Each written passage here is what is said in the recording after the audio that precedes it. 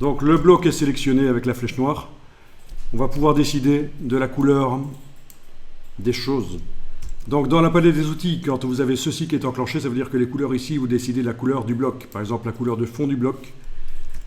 Palette nuancier, donc c'est F5. Je vais aller créer une couleur, éventuellement.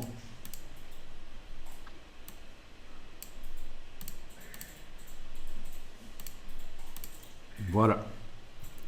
Ou alors, couleur du texte. Il faut que le petit T soit enclenché. Et vous choisissez la couleur du texte.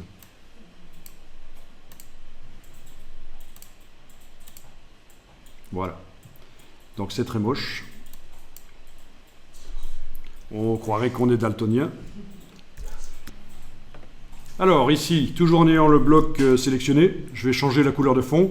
Donc ici, il faut que ce soit ceci qui soit à l'avant-plan, le rectangle.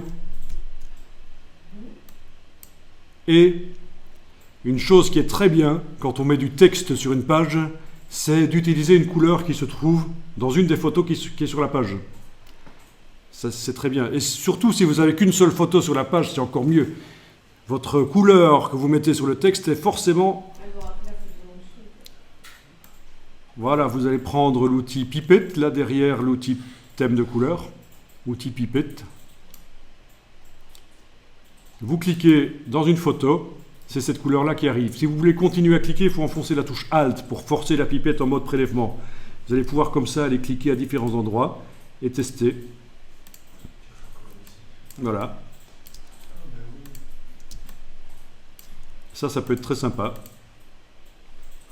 D'aller choisir la couleur quelque part sur l'écran. Même chose pour le texte. Texte, avec la pipette, avec la touche Alt, je vais choisir la couleur du texte dans les images.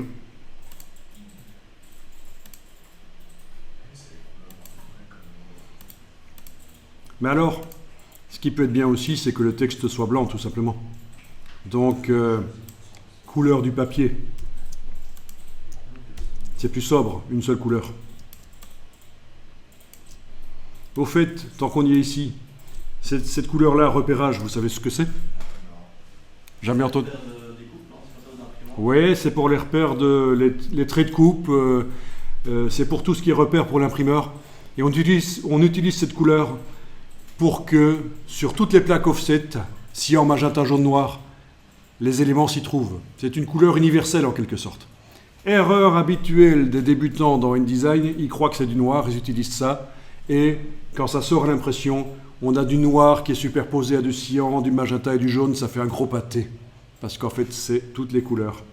Du coup ça fait du vert ou ça fait des reflets de couleur dans le noir? Oui, ça fait des reflets de couleur parce que c'est tellement superposé, c'est un gros pâté, c'est 400% d'ancrage alors que c'est limité à 300-320% maximum, sinon ça pose des problèmes. Donc c'est vraiment une couleur, c'est pas du noir quoi. Et le noir que vous avez ici, c'est un noir qui n'est pas profond, c'est un noir presque noir. On y reviendra, c'est du noir quadri.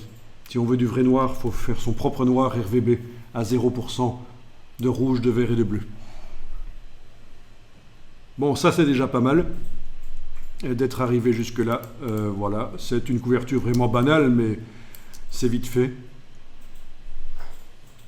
Et elle pourrait être facilement reproduite avec d'autres images.